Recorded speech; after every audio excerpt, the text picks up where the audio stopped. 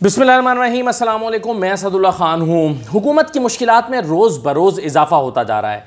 एक तरफ हुकूमत को आवाम के दबाव का सामना है कि बिजली के बिलों में शदीद इजाफ़ा हो रहा है, महंगाई बढ़ती जा रही है। सैलाब ज़दगान जो हैं वो अलग से हुकूमत के ऊपर दबाव डाल रहे हैं। इमरान खान ने अलग से नाक में दम किया हुआ है। तो शहबाज शरीफ हुकूमत को समझ नहीं आ रहा वो जाएँ तो जाएँ कहाँ को। इलेक्शन में वो जा नहीं सकते, इलेक्शन में जाना उनके लिए ख़तरे से खाली नहीं है। हुकूमत करें तो कैसे करें। और फिर सबसे बड़ा मसला उनके लिए ये है कि इत्तेहादी जो हैं वो उनकी नाक में दम किए हुए हैं।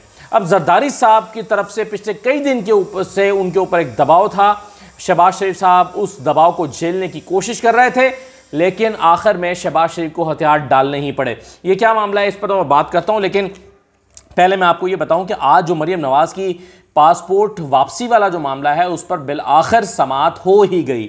समाअत होना ही अपने तौर पर एक बड़ी डेवलपमेंट है। उसकी वजह यह है कि पिछले काफ़ी अरसे से समाअत ही नहीं हो पा रही थी। आप देखिए कि एक बेंच जो है वो बना था जब मरीम नवाज़ ने उम्रे की अदायगी के लिए दरख्वास्त की थी कि मैं जाना चाहती हूँ और मुझे जो है वो मेरा पासपोर्ट वापस कर दिया जाए। तो उस वक्त जस्टिस शहबाज रिजवी और जस्टिस अनवारुल हक पन्नू साहब का एक बेंच बना था जिसमें जस्टिस शहबाज रिजवी साहब ने माजरत कर ली थी। बेंच टूट गया था। उसी दिन एक नया बेंच बना जस्टिस अली बाकर नदवी और जस्टिस फारूक हैदर का। फारूक हैदर साहब ने इसमें माजरत कर ली। उसके बाद जस्टिस अली बाकर नदवी और जस्टिस जावेद घुराल साहब का एक बेंच बना जिसमें जस्टिस जावेद घुराल साहब ने इस केस को सुनने से माजरत कर ली। तो तीन बेंच टूटने के बाद एक और बेंच बना था जस्टिस अली बाकर नदवी और जस्टिस सरदार नईम अहमद साहब का। और जब ये बेंच बन गया तो फिर उस दरख्वास्त मरीम नवाज़ ने वापस ले ली थी। मरीम नवाज़ को शायद ये डर होगा कि दोबारा ये बेंच टूट सकता है और सुबकी हो रही थी, या हो सकता है कि इसकी वजह कुछ और हो, मुझे नहीं पता। ये तो दरख्वास्त वापस लेने वाले ही बेहतर बता सकते हैं, जानते हैं। तो बहरहाल दरख्वास्त वापस ले ली गई थी। अब काफ़ी महीनों के बाद दोबारा दरख्वास्त दायर की गई है। जस्टिस अली बाकर नदवी और जस्टिस अनवारुल हक पन्नू साहब जो हैं उनका बेंच बनाया गया और फिर ये बेंच टूट गया। जस्टिस अनवारुल हक पन्नू ने माजरत कर ली बेंच का हिस्सा बनने से या इस केस को सुनने से।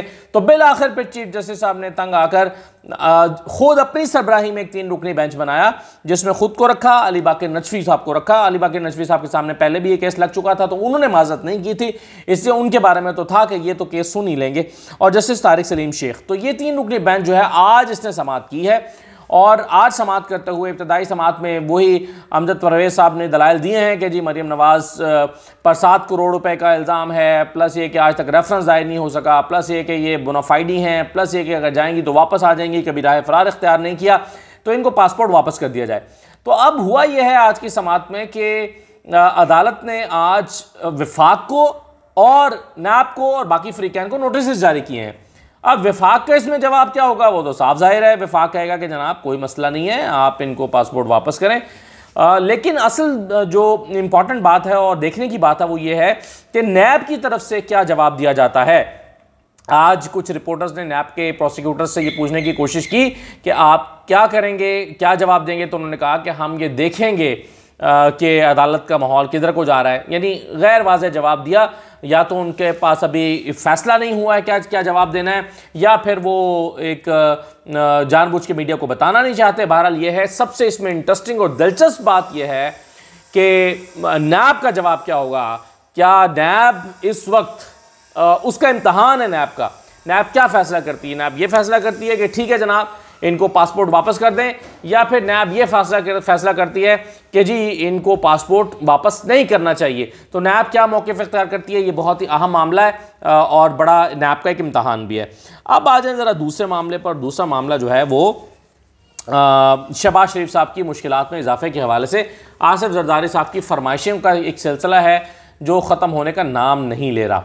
अब आसिफ जरदारी साहब जो हैं वो उनका मामला ये है कि उन्होंने जी, तो आसिफ जरदारी साहब जो हैं वो काफ़ी अरसे से ये फरमाइश कर रहे थे कि जनाब मेरे मज़ीद बंदे जो हैं वो आप अपनी कैबिनेट में एडजस्ट करें।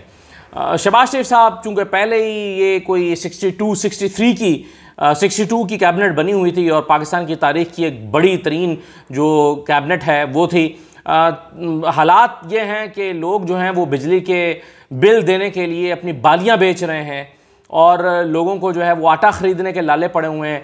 और यहाँ पर आसिफ जरदारी साहब की फरमाइशें ख़त्म नहीं हो रही और आसिफ जरदारी साहब जो हैं वो कैबिनेट में अपने 8 बंदों को एडजस्ट कराने के लिए फरमाइशें डाल रहे थे।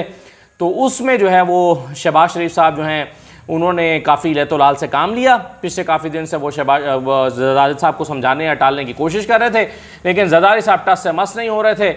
और आपको पता है फिर जरदारी साहब के पास तो हज़ार तरीके हैं मुश्किल में डालने के शहबाज शरीफ साहब को। तो बिलाखिर शहबाज शरीफ साहब को हथियार डालने पड़े और उन्होंने उनके 8 बंदे, पीपल्स पार्टी के 8 बंदों को शामिल किया है अपनी कैबिनेट में, मुआविन खुसूसी बना दिया है।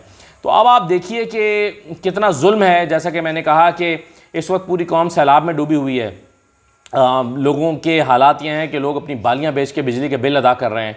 लोगों की तनख्वाहों से ज़्यादा बिजली के बिल आ रहे हैं। 20,000 रुपये जिसकी तनख्वाह है उसको 22-23 हज़ार रुपये बिजली का बिल आ रहा है।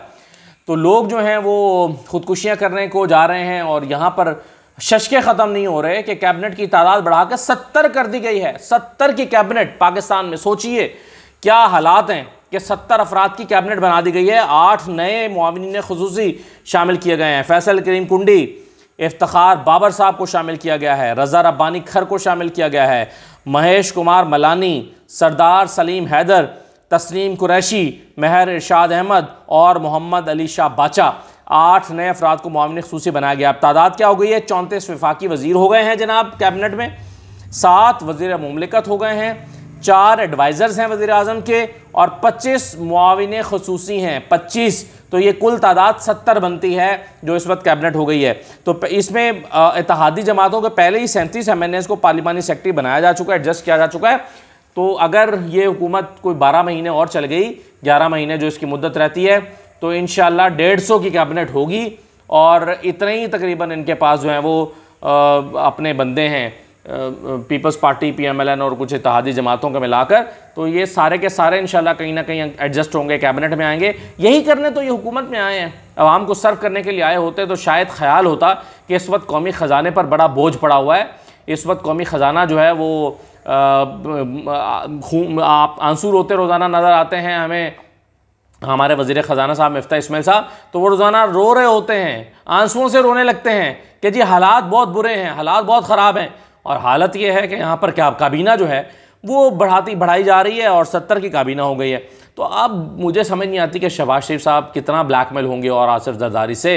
आसिफ जरदारी उनको यही कहते होंगे ना जी ठीक है फिर हम हुकूमत छोड़ देते हैं, ये क्या कहते होंगे मुझे नहीं पता क्या कहकर वो मनाते होंगे, लेकिन बहरहाल वो मना लेते हैं। और शहबाज शरीफ साहब जहाँ उनको पहले एडजस्ट करते चले आ रहे हैं, वहाँ पर शहबाज शरीफ ने उनको और उनके 8 बंदों को, पीपल्स पार्टी के 8 लोगों को मुआविन खुसूसी बना लिया है।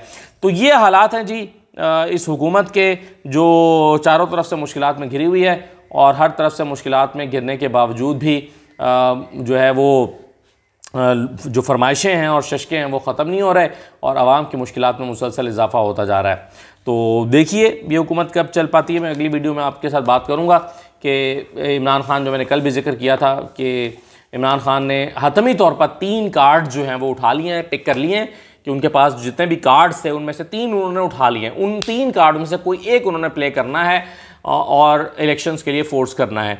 तो इलेक्शन हासिल करने के लिए क्या स्ट्रैटेजी इमरान खान फाइनली लेने जा रहे हैं, इस पर मैं अगली वीडियो में बात करता हूँ। इजाज़त दीजिए, अल्लाह हाफ़िज़।